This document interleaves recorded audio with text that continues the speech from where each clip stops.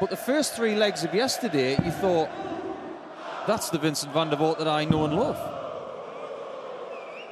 There are signs that his game is there. But as far as Goldfinger's concerned, he doesn't need any motivation right now. He's loving being a dart player. Whereas Vincent 100. has just got a bit of a grey question mark against him. And the only person who can really answer the big questions are Vincent. And I leave them up to him. But he'll still want to win this game. It'll be very difficult, though, when Gilding is putting that thumb up to the delight of that 180 card flailing squad behind him. Yeah, back-to-back. Thumbs up from Gilding. Back-to-back limbs. This is much better. Very, very clinical from Gilding. 2 out of 2 on the doubles. There were so many huge performances. I'm not talking about 105 here. I'm talking about well over 110.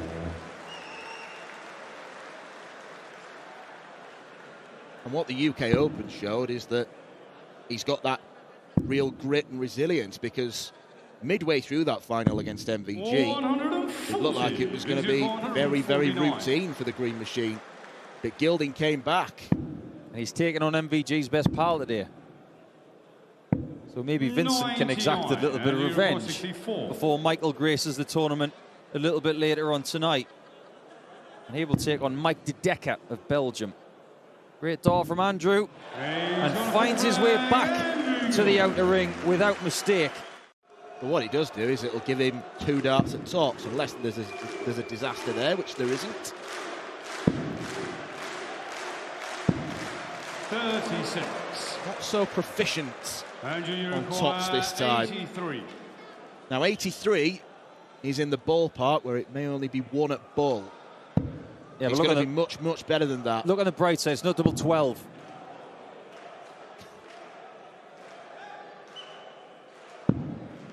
Well, every time Gilding has shuffled over, the dart hasn't hit the target.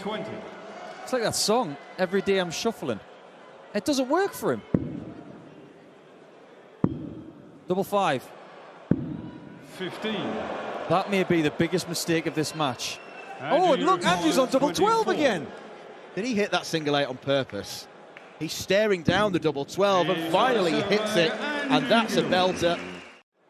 Always seems to be feeding on something, Andrew Gilding, whether it's his opponent or something that he chews on during the match just to keep the energy levels at their peak. He's not far from the climax of his Saturday efforts. Oh, first match darts. 34. Andrew Gilding doesn't take it. He should be back. That's what the law of averages suggests, but darts doesn't operate on that, usually. 60. The exit door is calling Vincent's name. Gilding on tops. And a final leg breaker throw means that he will go through to Sunday afternoon.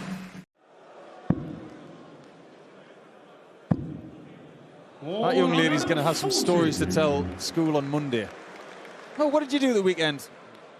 Played with my friends. Saw Dalibor win. Maybe. Knocked back 12 pints of Gambrinus and watched Dalibor Smolik win the Czech Darts Open.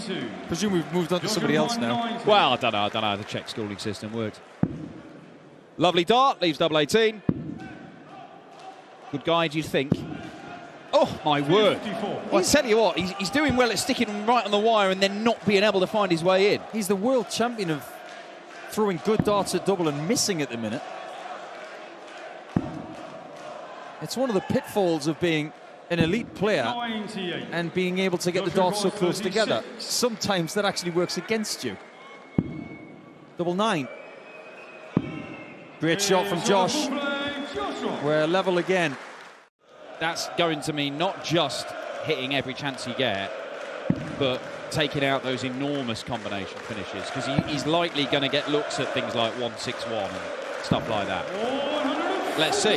It might be a 161 that he has to take out, and if he doesn't take it out, Rock will likely have a great chance to win the leg. He could, of course, win it now. This time he went for it. He paid full respect to Dalibor there going for that, because there are lots of people who wouldn't have gone for that. They would have laid up. I think he should have. The stats say he should have. Michael Van Gerwen says he should have, although he didn't listen to his own advice when he was playing last week. Still won, though. Yeah, he did. Double 12. 4-2. And Dalibor Smolik has not had a dart at double since that third leg that he won. It's one of the reasons why you can actually flip your hand up and over. And when they do that, the tendency is that sometimes your arm will want to twist, and you have to fight that as a dart player. 105. Well, it's a good leg, this, from Dalibor. But is it good enough? Turns out it is. 53. He is keeping at this 91 average level throughout the tournament as Dalibor. He'd love to get within one. Just to ask another question of Josh. He has been the second best player in this match. However, he is very much in this game. And let's face it, getting through the home nation qualifier wasn't exactly easy. Played a lot of matches. Played at a decent level. And now that he's got his first win on this stage, I get the feeling he might want more.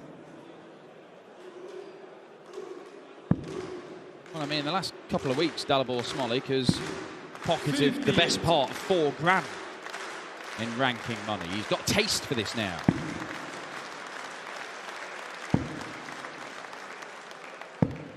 I think Josh Rock might be about to tell him that the buffet's over, because he is potentially 2 darts away from booking his place in the final day of action once again on the Euro Tour this year. The dream match in the final session doesn't look like it's going to happen, because it could have been Sedlacek versus Smolik. Looks like Josh Rock versus either Michael Van Gerwen or Mike De Decker. Double 16. No problem this time around for Josh Rock. A few missed darts at doubles, but his scoring just made it almost impossible for Dalibor Smolik. That bloke looked pretty comfortable.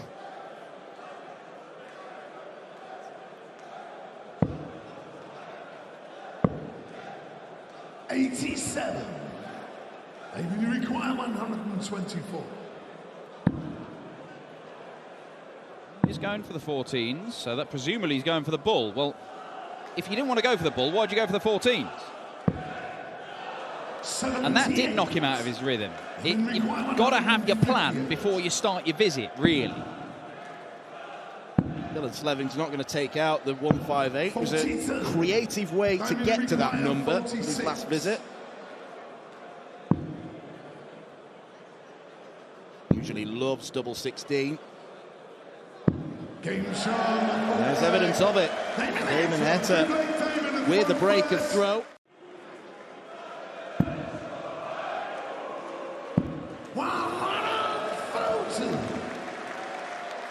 Yeah, this will be annoying for Dylan Slevin if he loses this, because when you break, and break in style as well with a 14 darter, you want to hold. Dylan Slevin has given himself a chance. Fantastic setup. Ooh, fancy. Double 10. 62. Well, he went aggressive. I'm not sure whether it was the right shot, but he got 2 darts at double. Doesn't make him count. That's next door. Double 7. 10 score. Diamond required 20. Well, I'm glad I didn't say it, because as Heta stepped up for the last visit, I was about to say, he'll look at bull. I'm glad I didn't say that. Damon Heta is glad that he gets double 10, and it's an instant break back for the Aussie.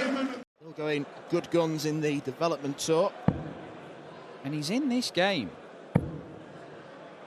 Damon Heta got better. Dylan Slevin has gone with him. 95. Dylan required 170. Oh, yeah. Oh, it's unlucky. He's so low in the treble 20 bed, as that last dart shows. He didn't want to stay where he was and just throw down the same line. He couldn't fit it in there. Heta looks at double 6. Never the easiest 2-dart checkout combination is 69, but Damon Heta made light work of it. It's back-to-back 14 darters.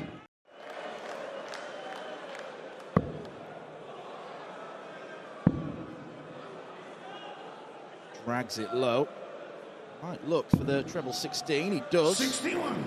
Levin not on a finish.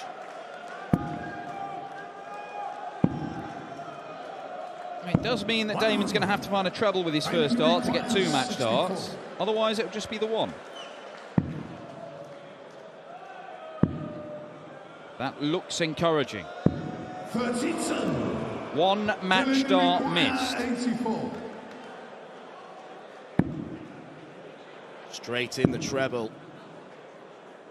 To keep his hopes alive, Dylan Slevin.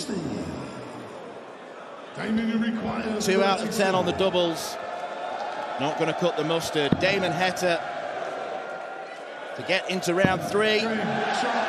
Damon Heta sails through to round 3. A 6-2 victory against Dylan Slevin. Just hook that up to my veins, please. One of the greatest games I've ever witnessed. Yeah, if you've got a spare 20 minutes, half an hour, go on YouTube, watch it, and then you probably need another 20 or 30 minutes to calm down. Absolutely. One of, if not the best game of 2022.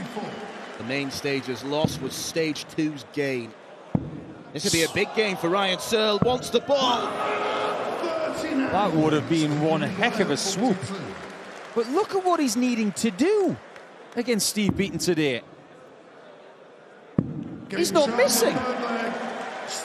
This is grade A vintage Steve Beaton. Because people want to win in different countries. They want to win in front of different fans. 65. Yeah, and that's 46 of the 48 players that entered. We all held our breath for a second to see if Steve could get a shot at double 16. Yeah, I don't know about you. I think there was an argument maybe to stay there on the treble 20. It was such a good guide. Double 5 for Ryan Searle. 80. He stayed on the treble 20 and it gave him a shot. But ultimately, Steve coming back for a finish that he's already completed in this match. And doesn't complete it this time, so he has shown a little bit of frailty in the bottom left corner in the last couple of legs. Well, I mean, he's the best in the world on tops, logically. Very, very different. It was like the crowd wanted to fit the narrative, but then they looked and thought, but it's Steve Beaton. We can't do that. Somebody's getting into this game all of a sudden and maybe taking full advantage of Steve missing those darts at double. They've all been in the bottom half of the board. Double top.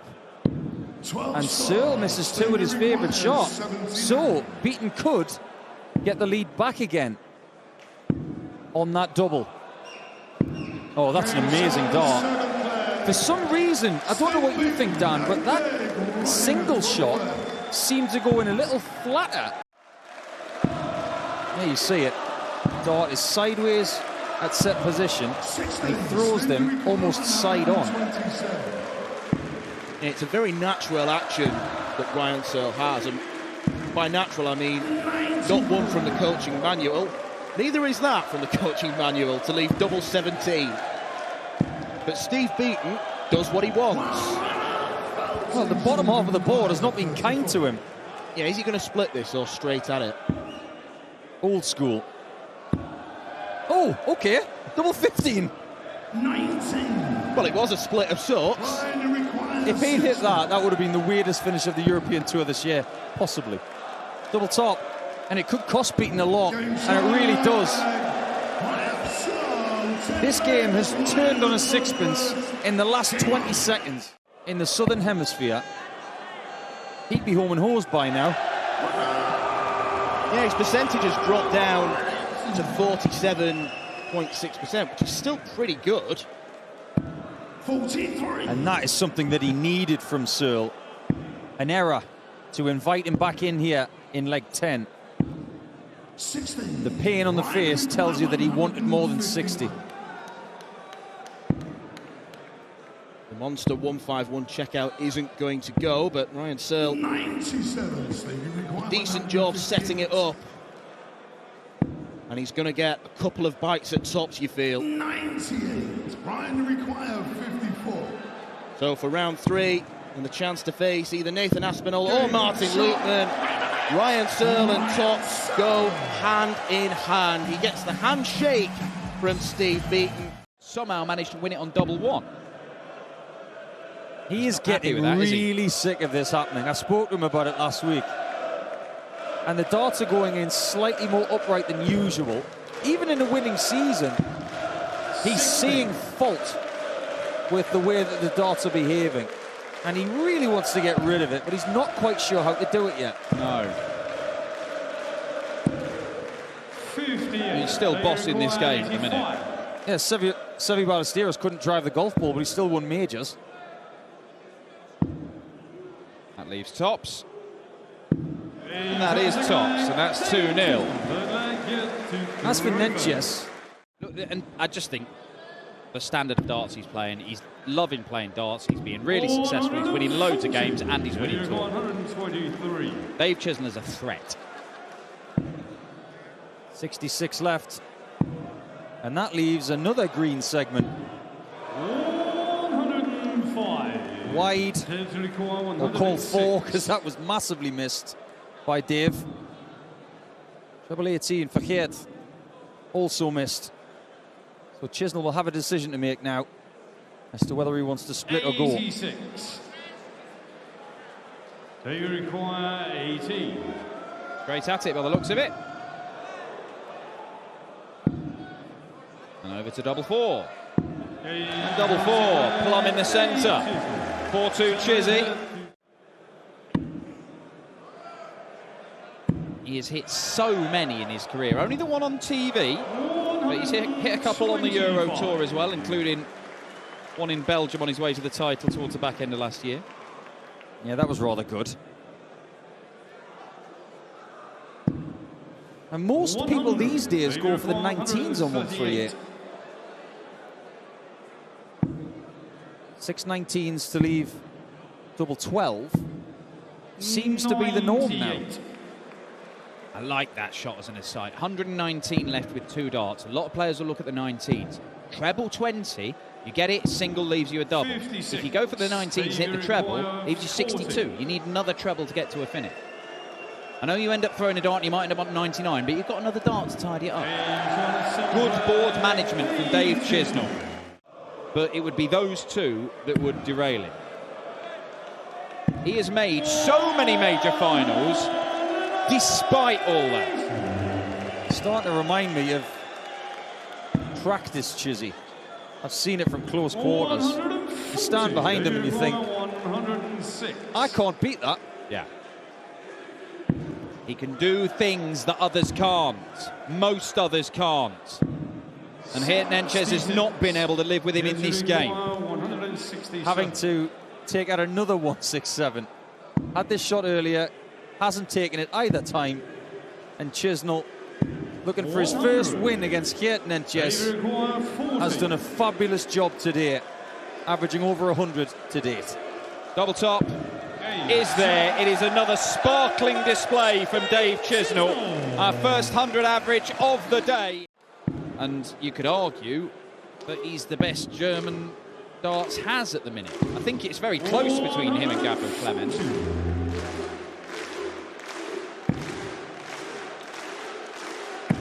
One thing's for certain, with the event only around a month away, they could be a dynamite World Cup duo. They really could. And we've seen Martin team up very effectively in the past with Max Hopp.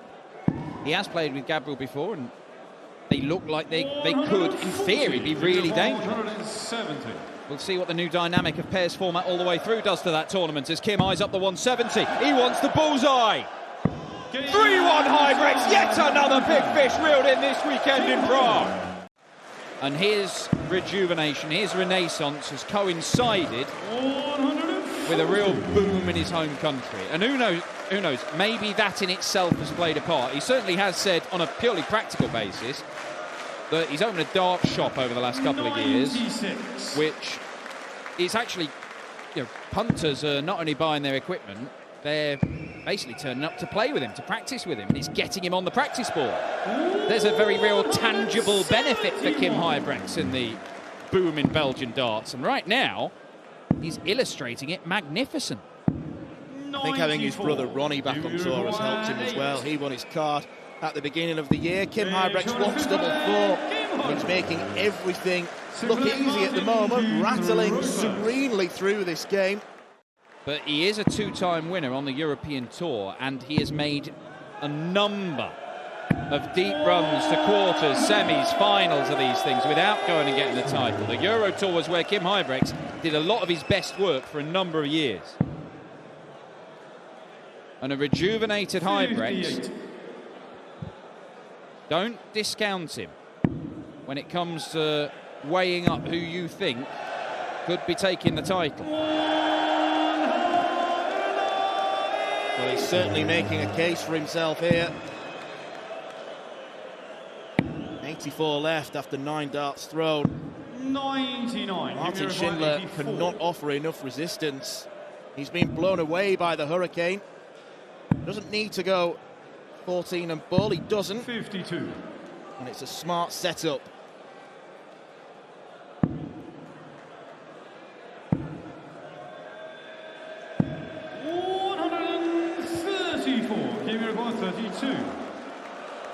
Martin Schindler isn't doing a lot wrong in this game, but Kim Huybrechts is doing more right. 5-2 and a leg away. Yeah, and it denies him ending up on a finish. And Huybrechts is going to be on one. Oh, he's staying there, is he? 140. Aggressive. I wonder if that's almost sending Schindler a message. I don't have to do things by the mathematical book. It may be, or it may be he's feeling so good around that treble 20 that he just thought, I've got a marker, I can use that. It may be a calculated risk, and it's a risk that paid off because he should get a dart of the outer ring minimum. 20 for tops for 6-3. Room to the right. 59. Can't find it. Martin, you require 130. Oh, this would be interesting if Schindler can pin 130. It's one dart at the ball. Huybrechts completed the big fish. Schindler can't take its little brother. Huybrechts on double 10, wraps up an excellent victory against Martin Schindler. There's a bit of a head scratch. I think Ryan Meikle's probably one of them. Yeah, I'd say that's a fair point. Ryan's one of the more methodical, but he's also brilliant. He is. You don't have to be fast to be furious. Look at Peter Wright. He's on a quick player. Yeah, well said. He's brilliant. You are going to see Peter Wright tonight. He's playing Brendan Dolan, who used to be slow but is now a little bit quicker.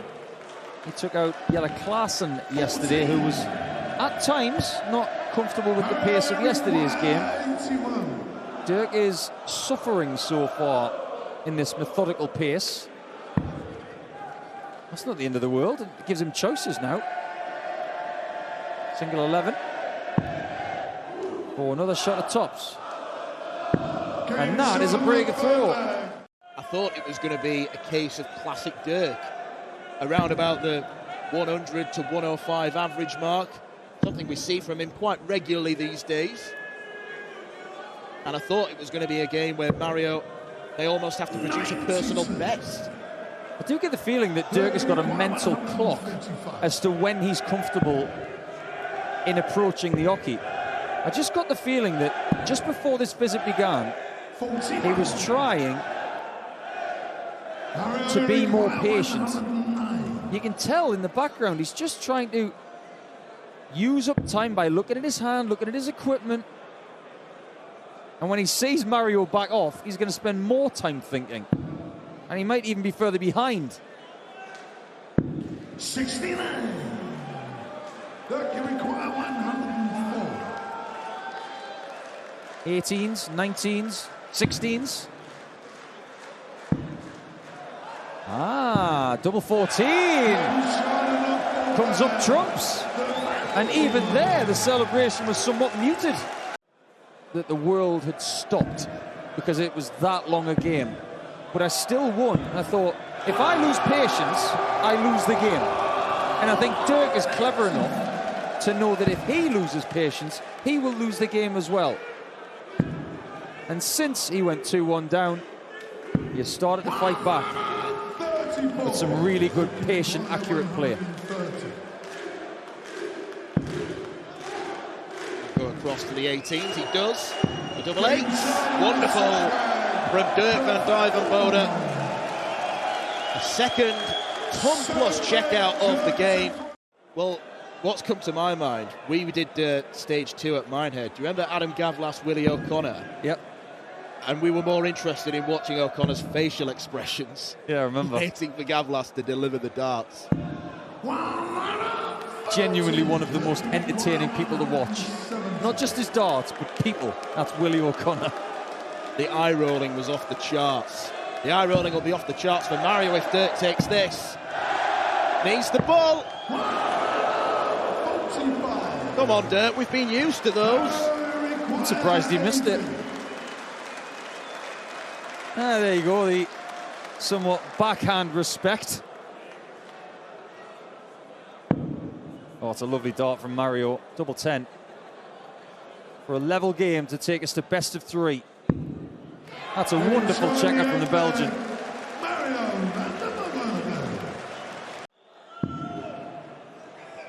It's too close for comfort. 36. And I think the first dart explained those 2 misses. Yeah, maybe. This situation is anything but comfortable now. He has to wait to see if Mario can take 44 more. And if he does, it will be a break of throw. 88. That was arguably the biggest dart of Mario van der Behaarde's European Tour career. Well, that grimace is about as much emotion as you're going to get on stage from Mario. And you know that meant a lot. And Dirk punishes. It's only a holder's throw. And De Decker. Gary Anderson's not here. He's part of that as well. Yeah, I feel like there could be some sore arms in the crowd with the Humphrey Smith game. Because they're going to be raising them signs all evening long. You're not wrong. It's a good job those 180 cards aren't about 10 kilos, otherwise they're going to be 85. shoulder pressing for Czechia. 121. Once again on 1-2. Well, no, he doesn't start. It goes treble 15. 81. That's weird. That's different. It just goes to show how his brain works. I do not know one other dart player on earth who would have done that. 60. But ultimately, with Mario all the way back on 301, it was the right thing to do. Game. Shot. It was the right thing to do. Dirk van Dijvenbode overcomes Mario van der Behaarde in what was a real quality game of darts. Leading up to a World Cup. Interesting times. And also interesting times this weekend 31. when it comes to the England team, because Rob Cross is currently in a shirt. Humphreys is trying to take it off him. Yeah, there's only 3.5 grand between them. There is nothing between them. And this is a very English section of the draw as well, because these two looking to play an Englishman next. Like you said, Dan, that's a very unfortunate bounce out for Martin. It's caught the wire, hasn't it? 35. Or was it the flight? I think Nathan understands that that was very unlucky. 96. Take your luck while you can get it. Well, this would be a serious shot. 88. I'm sure there are people at home saying, why didn't he go double-double? Well, the marker was so good. That marker's not bad. Is it in? It is! Another bullseye checkout for Martin Lukeman. When he plays certain people, they think, I don't have to average 99 plus. I've just got to be in that range of around 91 to 94 and just give me a few shots at a double. Already, Martin's hit 2 from 3. I had a chat with him earlier, and I think he was dying to have a chat with me and Dan McCarthy, because yesterday we were talking about the difference between 2022 and 2023. He was telling us about what's going on in his life, and I'm not at liberty to divulge what is going on, but he's got a lot of challenges. Let's put it that way. Oh, what a leg from Aspinall. 11 darter. I never won again. I've always said if I'd have won the World Cup final, I would have won lots more. But for Aspinall, I think he wants to win anything this year just to set him on the right path. 58. Well, he's certainly playing darts good enough to do it. You saw it there. He actually re-gripped twice and then smashed into big trebles straight away. Oh, there's room for another. He's got another. Has he got double 16? He could have got another 2 in that bullseye. Requires 76. With those darts. They're not even the slimmest ones. Still on, but he's going to have to go to the 11 segment. Oh, it'd be so ironic if he gets 11 in bull. And he's already hit the bull in this match. Can he do it again? Oh, not this time, Martin Lukeman. Pays the price for missing the big number. Only got one at the bull instead of the outer ring. We've got a level game, where it's already a draining, physically and mentally exhausting exercise. Can you do it all the way through? Look at it this way, Dan. He's still in with a shout to the playoffs in the Premier League after 15 weeks. Yeah, quite. Okay, well, the chance has gone for the 1-2-6. He's missed it by quite some distance, actually. He could have gone the Dirk approach there and just gone for anything. Yeah, yeah, that appears to be Dirk's new thing. Nice leave after 12. Well, Martin Lukeman last year, when he was playing his best stuff, he had a bit of a habit of defying massive averages on the Euro Tour. Did it to Damon Heta a couple of times. Do not count him out of this. Nathan Aspinall was counting up that leg for a moment there. Is this too close? Oh, it's not, you know. How big was that shot? He's been second best today, but not by very much, and he could still turn it round. But I think he's going to have to rely on Nathan missing. There have been a couple of legs in this match where he has had chances to win them and hasn't been able to take those chances, Nathan Aspinall. I think Lukeman's going to have to rely on at least another instance of that. I almost want this to go last leg decider. There are players that have been eliminated this afternoon in the VIP area because they want to watch this game. Oh, what a set-up shot that is. Magnificent. He's just hit 153 and Lukeman needed 153. 58. A beautiful set-up shot. Provides him with match darts. Nathan Aspinall. The performance of the tournament so far from the Asp. A 6-4 victory. Big, big numbers. Enormous scoring.